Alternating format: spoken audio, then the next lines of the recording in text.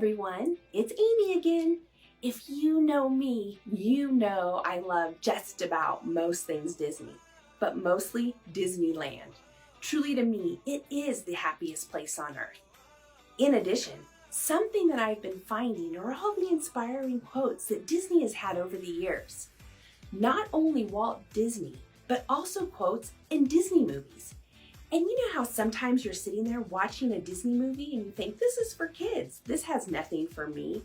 And then bam, it smacks you. This is a great lesson. This is a great moral attitude that we can put to life.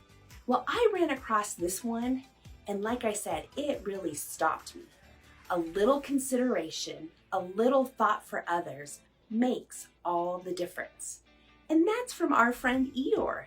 Now, silly as it may seem, there's a lot of wisdom in old Eeyore's advice. If we put ourselves in someone else's shoes right then and there, we get a new perspective. But when we choose to only see our way, we are limiting our knowledge, and we're just losing. I've been around for years, and I feel everyone at some moment or another has a case of the one-ups. My childhood was tougher. I was poorer. I've been judged more, etc., etc. We've all been guilty of it.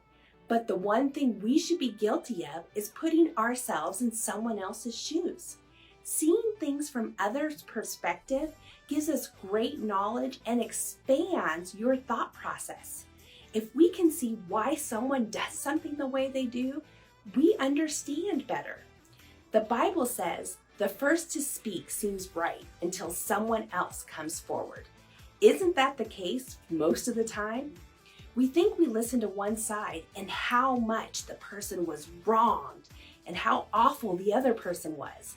But then when you hear from the other person and say, well, they weren't as wrong as I thought, you think, what was I thinking?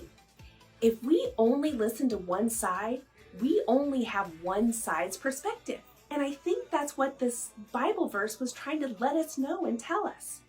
Let's not ever be too self-absorbed that we only see one side. Everyone has a story. Why they are the way that they are, or why they do what they do. Let us take time to listen to someone else's story and not focus so much on our own. As the great philosopher Eeyore says, a little consideration, a little thought for others makes all the difference.